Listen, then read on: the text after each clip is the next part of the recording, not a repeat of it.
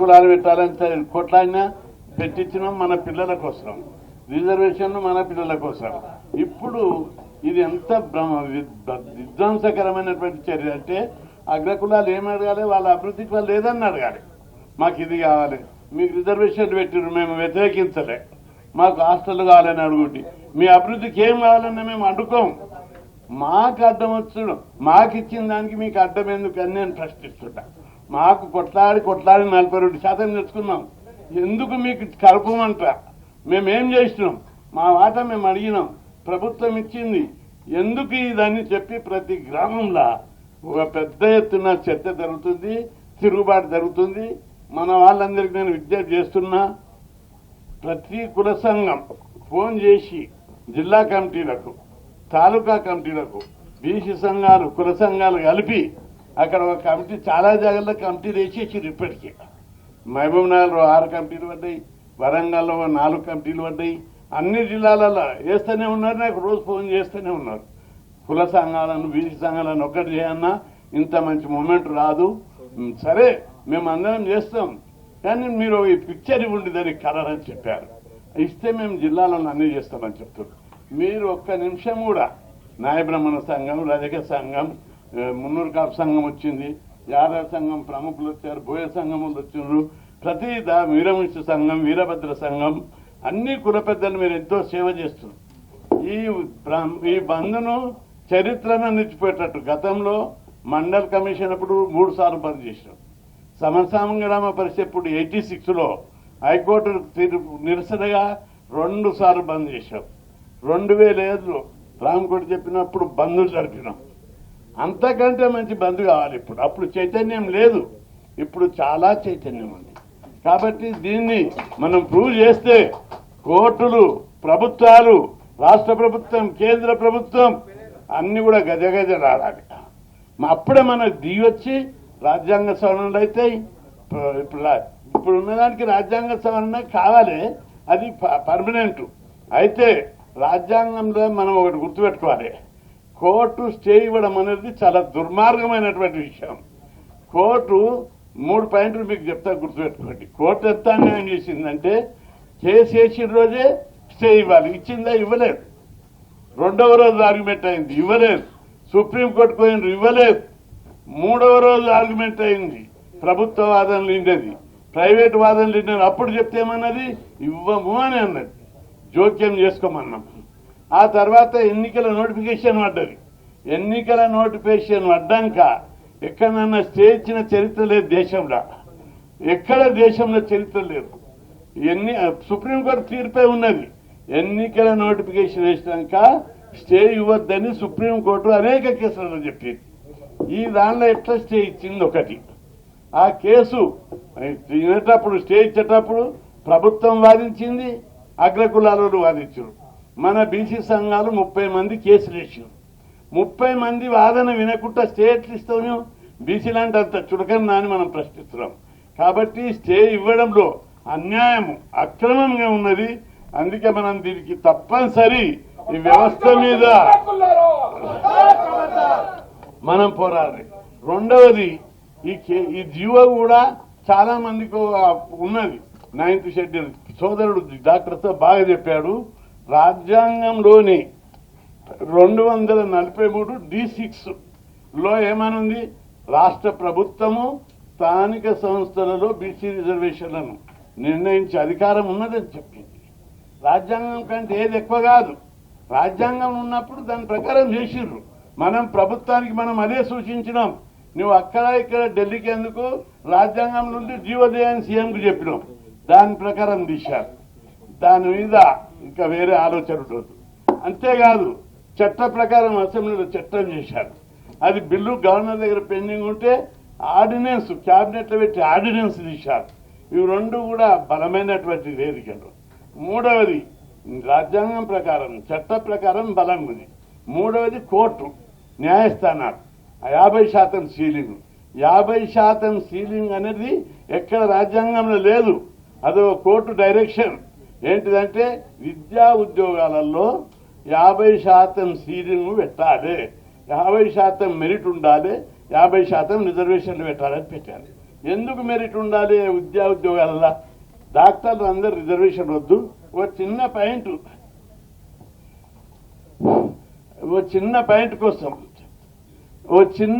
కోసం మెరిట్ ప్రతిభ ఉండాలి ఈ సమాజంలో, విద్యా ఉద్యోగ రంగంలో అని వాళ్ళు 50% సీలింగ్ పెట్టారు.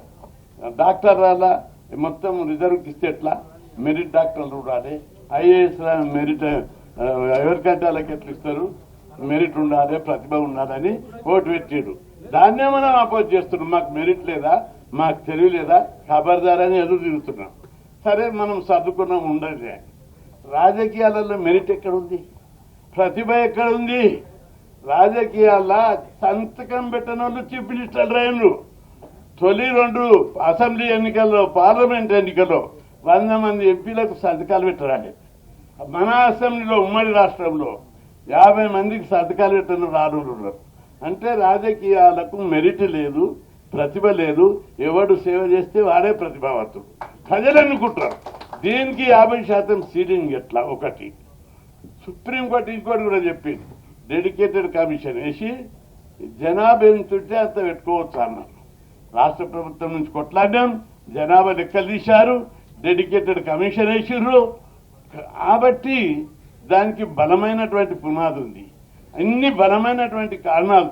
ఇక్కడ నోట్ తయారు చేసినాం, కుల సంఘాల పెద్దలు తీసుకొని జిల్లా కమిటీలకు మీరు పంపాలి, కరపత్రాలు, స్టేట్మెంట్స్ ఇవ్వాలి. ప్రజలకు అర్థమవుతుంది అప్పుడు మనకి ఎంత అన్యాయం జరుగుతుంది. కాబట్టి ఇది అన్యాయం, అక్రమం. బీసీలు తినే నోటికాడ ముద్ద లాక్కున్నారు. ఖబర్దార్, ఎట్టి పరిస్థితుల్లో సహించమని చెప్పి మన జాతి అందరికి చెప్పవలసినటువంటి బాధ్యత ప్రతి కుల సంఘం మీద ఉంది. నాకేం అవసరం ఉంది చెప్పు? నేను చదివేటప్పుడే యూనివర్సిటీలో అన్ని డిగ్రీలు గోల్డ్ మెడల్, ఎల్ఎల్బీలా, ఎల్ఎల్ఎంలా, బీకామ్లా. నేను ఇట్లా డిగ్రీ పాస్ కానిడే బ్యాంక్ ఆఫీసర్ వచ్చింది, గ్రూప్ 1 వచ్చింది, గ్రూప్ 2 వచ్చింది. అవన్నీ నాకు ముఖ్యం కాదు. ఇవన్నిటి వల్ల నేను బతుకుతాను, నా కుటుంబం బతుకుతుంది. నా జాతి కోసం చెయ్యాలని హాస్టల్ పెట్టాలి చదువుకుంటారు, గురుకులాలు పెట్టాలి చదువుకుంటారు, స్కాలర్షిప్లు పెట్టాలి చదువుకుంటారు అని చెప్పి పోరాడితే దేశంలో ఎక్కడ లేనన్ని స్కీములు ఈరోజు మన రాష్ట్రంలో ఉన్నది.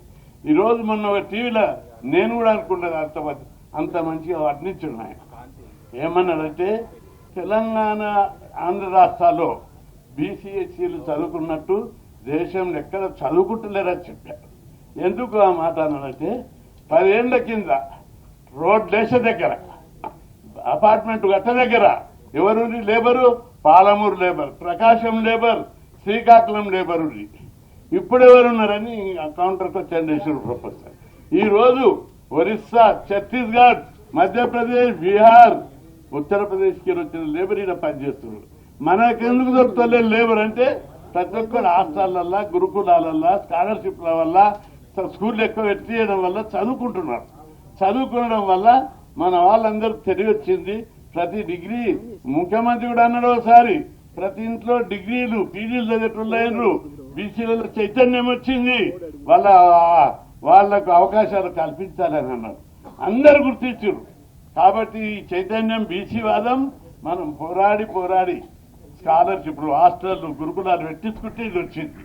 ఈ చైతన్యాన్ని రైట్ డైరెక్షన్ లో మనం తీసుకుపోవాల్సిన బాధ్యత కుల సంఘాలు పెద్దలందరి మీద ఉంది. మీరు అందరూ 2 రోజులు, ఈ రోజు రేపు, కాబట్టి అందరికి ఫోన్లు చేసి ఎక్కడికక్కడ తాలూకా లెవెల్ల, జిల్లా లెవెల్ల మన కమిటీలు ఉన్నాయి. మీరందరూ ఫోన్లు చేసి ఇతర కులాలను, బీసీ సంఘాలను కలుపుకొని కరపత్రాలు వేసి ప్రెస్ కాన్ఫరెన్స్లు పెట్టి తిరిగి షాపులు బంద్ చేయాలి, స్కూళ్ళు, కాలేజీలు బంద్ చేయాలి. బంద్ రోజు ఒక్క స్కూల్ నడవద్దు, ఒక్క కాలేజీ నడవద్దు.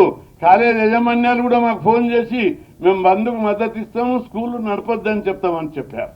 కాలేజీ యాజమాన్యాలు కూడా కలిసి మేము కాలేజీలు బంద్ చేస్తామని వాళ్ళు కూడా హామీ ఇచ్చారు. వాళ్ళకి స్కాలర్షిప్లు కూడా వస్తలేవు, ఫీజులు కూడా వస్తలేవు.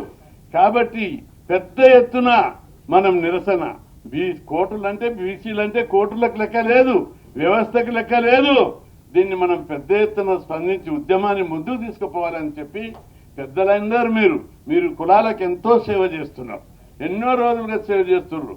ప్రతి ఒక్కరు మీ బిజినెస్లు పక్కకు పెట్టారు, కాంట్రాక్టులు పక్కకు పెట్టారు, కులాన్ని డెవలప్ చేయాలని మీరు అందరూ మీ వంతు కృషిగా సేవ చేస్తున్నారు, పోటీ పడి సేవ చేస్తున్నారు, అందుకు సంతోషం. అయితే ఇది సమయం ఆసన్నమైంది కాబట్టి మనం పెద్ద ఎత్తున ఈరోజు విజృంభించే అవకాశాలు వచ్చినాయి కాబట్టి మీరు అందరూ విజృంభించాలని ప్రతి ఒక్కరికి టైం వేస్ట్ చేయకుండా మొన్న నేను ఒకటే రోజు 1000 ఫోన్లు చేసిన మనవాళ్ళు ఫోన్లు నీలం వీళ్ళందరూ ఫోన్ చేస్తే అరే అన్నాను రాత్రి ఫోన్ చేసిండు మాకు అంటున్నారు. వీళ్ళు వచ్చి పరిచయం అయ్యారు. అరే అన్న ఎప్పుడు ఫోన్ చేశాను నేను అంజి నీలం వెంకటేష్ సరే ఈయనే ఉన్నాడు మాతోటి ఎప్పుడు ఫోన్ చేసిండు. నేను ఏదైనా పని పట్టుకుంటే ఎంబర్దలి పని చేస్తా. మీరు కూడా కుల సంఘాలు ఫోన్లు చేసి 3-4 గంటలు రోజు పెట్టి 33 జిల్లాలు 200 యూనిట్లకు ఫోన్ చేసి బంధుకి బలంగా జరపండి, వేషజాలకు ఉండి యువలకు పోవద్దు. మనమందరం ప్రతి ఒక్కరం బంధు సక్సెస్ చేసినట్టయితే ప్రభుత్వాలు వ్యవస్థలు కోర్టులు బీసీలు అంటే ఏదో అందరు పబ్లిక్ ఏం ఒపీనియన్ అడ్వకేట్ల వ్యవస్థ లోపల అరే రిజర్వేషన్ కదా కోర్టు కొట్టేస్తుంది, కోర్టు స్టే ఇస్తుంది. అరే రాజ్యాంగంలో ఉంది, అసెంబ్లీలో పాస్ అయింది, మన చట్టంలో ఉంది, ఎట్లా కొట్టేస్తుందని నేను సవాల్ చేసిన. ప్రభుత్వం ధైర్యం చేసి దమ్ము చేసి ఇచ్చేసి మరి నిజంగానే లాస్ట్కు 3 రోజులు ఇవ్వమన్నోళ్ళు నోటిఫికేషన్ ఇచ్చినాక రాజ్యాంగ విరుద్ధంగా సుప్రీంకోర్టు తీర్పులకు విరుద్ధంగా స్టే ఇవ్వడం అంటే మామూలు విషయం కాదు. బీసీలు అంటే లెక్కలేంతనం. అందుకే ఇది ఆకలి పోరాటం కాదు, అన్యాయం మీద పోరాటంతో పాటు అవమానం మీద పోరాటం. రామ్మూర్తి మన రామకోటవాడు చెప్పారు, అది ఇంకా కొద్దిగా నేను వివరంగా చెప్తా. వెనకటికి శ్రీకృష్ణదేవరాయల పీరియడ్లో సింపుల్గా చెప్తా, మీరు కూడా చెప్పారంట. శ్రీకృష్ణదేవరాయలని గొప్ప రాజు, ఆయన దగ్గర సామంత రాజమ్మ, ఆయన బిడ్డలు పబ్లిక్ బిడ్డలేక చూసు ఎవరిని ఇంట్లోనంటే వారి ఇంటికి గాసం కూడా పంపించాడు. అయితే ఏమైందంటే ఒక నౌకర్ స్నానం చేపిస్తుండే, బట్టలు ఉతుకుతుండే, ఇంటందరికి సేవ చేస్తుండే, మాలిష్ చేస్తుండే, కాళ్ళు ఉతుకుతుండే, కాళ్ళు కడుగుతుండే, ఏమన అంత సేవ చేసిండు. ఒక రోజు ఏం చేసిండు రాజు ఆ నౌకర్ని అమ్మ లేని కోపంలో తిట్టిండు. అప్పుడు ఆ నౌకరేమో గొడ్డలు తీసుకొని రాజుని చంపబోతాడు. అమ్మని తిడతావా, నా భార్యని తిడతావా, ఖబర్దాన్ని నేను చంపేస్తాను. పోతే సైనికుడు పట్టుకొని జైలు లేనికే కోర్టులో వెళ్తారు. జడ్జి అడుగుతాడు, ఏంలా నువ్వు రాజుని ఎందుకు కొట్టడానికి పోయినావు? రాజుకు నిజమే నేను సేవ చేసిన, స్నానం చేయించిన, బట్టలు ఉతికిన, ముడ్డిగా అడిగినా, ఏ సేవ చేయమంటే ఆ సేవ చేసిన, నా ఆకలి కోసం చేసిన. ఆయన ఏమన్నా నా భార్యను తిట్టాడు, మా అమ్మని తిట్టాడు. మా అమ్మ దేవత, నా భార్య నా ఇల్లాలు, వాళ్ళని తిడితే రాజును కాదు దేవుణ్ణి కూడా ఎదిరిస్తా అన్నాడు. అంటే నాకు అవమానం జరిగితే, నా ఆత్మగౌరవం దెబ్బతిట్టే ఎవరినైనా ఎదిరిస్తానని చెప్పి అన్నాడు. మనకు కూడా ఈరోజు అవమానం జరిగింది. నోటికాడ అన్న ముద్ద తీసుకున్నారు, జీవో ఇచ్చి నామినేషన్ వేస్తుంటే నువ్వు కోర్టు స్టేజ్ చాపిస్తావా? కాబట్టి ఇది చాలా అవమానం, బీసీ జాతికి అవమానం. నీకు కాకపోవచ్చు, నాకు కాకపోవచ్చు, మనం నామినేషన్ వేయకపోవచ్చు, మనం సర్పంచ్లో జిల్లా పరిషత్లో కాకపోవచ్చు, కానీ మన జాతికి అవమానం జరిగితే మనకు జరిగినట్టే. ఈ విషయం లోపల మీరు అందరూ ప్రతి ఒక్కరు పెద్దలందరూ ఇన్ని కుల సంఘాలు వచ్చినాయి, దాదాపు 30-40 కుల సంఘాలు ఉన్నాయి. కాబట్టి మీరు అందరూ ఫోన్లు చేసి ప్రతి ఒక్కరికి ఫోన్ చేసి చెప్పి తప్పనిసరిగా బంద్ను విజయవంతం చేయాలి. ఈ బంద్ను విజయవంతం చేస్తే ఊళ్ళో భయపడతారు, అందరు తాలూకులో భయపడతారు, పార్టీలు భయపడతాయి, ప్రభుత్వాలు భయపడతాయి, వ్యవస్థ భయపడుతుంది, కోర్టులు భయపడతాయి. బీసీల జోలికి పోవద్దనే నిర్ణయానికి వస్తారు. కాబట్టి మనం అందరం మన గౌరవం పెరగాలి, మన కుల గౌరవం పెరగాలి, మన అస్తిత్వం పెరగాలంటే మీరు అందరూ ప్రతి ఒక్కరు ఇన్వాల్వ్ కావాలని చెప్పాలని. తెలంగాణ ఉద్యమం ఎట్లా నడిచిందో అంతకంటే బ్రహ్మాండంగా ఈ ఉద్యమాన్ని ముందుకు తీసుకుపోవాలి. అప్పుడు మాత్రమే నేనేమున్నోని కాను, అయినప్పుడు కూడా ఎందుకు జాతి కోసం తెగించి పోరాడుతున్నా. నాకు అన్ని ఉన్నాయి సౌకర్యాలు, భూమి ఉంది, ఆస్తి ఉంది, కానీ వాటిని నేను తినడానికి ఉపయోగించా. అవి తినడానికి ఉపయోగిస్తే మున్సిపాలిటీలు అవుతాయి. ఈ జాతికి ఉపయోగిస్తే అమలత్వం వస్తుంది. ఒక్క హాస్టల్ మీద, గురుకులాల జీవం మీద, హాస్టళ్ల మీద నా పేరు రాసి ఉన్నది. నా చరిత్రలో తెగిపోతుంది. హాస్టల్ ఎవరు పెట్టించారు? 6000 హాస్టల్ ఇస్తాను. ఇతర రాష్ట్రాలు ఉన్నాయా? లేవు. గురుకుల సిస్టమ్ ఏమన్నా ఉందా? దేశంలో లేదు. ఇది కొట్లాడి పెట్టిస్తే మన పిల్లలు చదివి డాక్టర్లు, ఇంజనీర్లు, కలెక్టర్లు అవుతున్నారు. ఒక గుడిసెలో పుట్టినాడు బిచ్చగాని పిల్లలు, కూలినాలు చేసేళ్ళ పిల్లలు కూడా కలెక్టర్లు అవుతున్నారు, డాక్టర్లు అవుతున్నారు. ఇవన్నీ ఆ జీవుల మీద పేరుంది. మనది కూడా ఈ 42 జీవం మీద మీ అందరి పేరు ఉండాలి. కులాలు బంద్ చేస్తే ఈ ప్రభుత్వాలు భయపడ్డాయనే పేరు రావాలి. కాబట్టి మనం కష్టాలు అనిపించినాం, అవమానాలు అనుభవించినాం. ఇక ముందు మన జాతి, మన తరం, మన జీన్స్ ఇప్పటికే కొన్నేళ్లకు పోతాయి. ఎవరి జీన్సో మన తాతలు ముత్తాతల నుంచి మనకు వచ్చినాయి. ఇప్పుడు భవిష్యత్తులో మనం ఇంతతో ముగ్గురం మన బిడ్డల ద్వారా, కొట్టుల ద్వారా ఇంకొక 100 తరాల దాకా మీ జీన్స్ ఉంటాయి.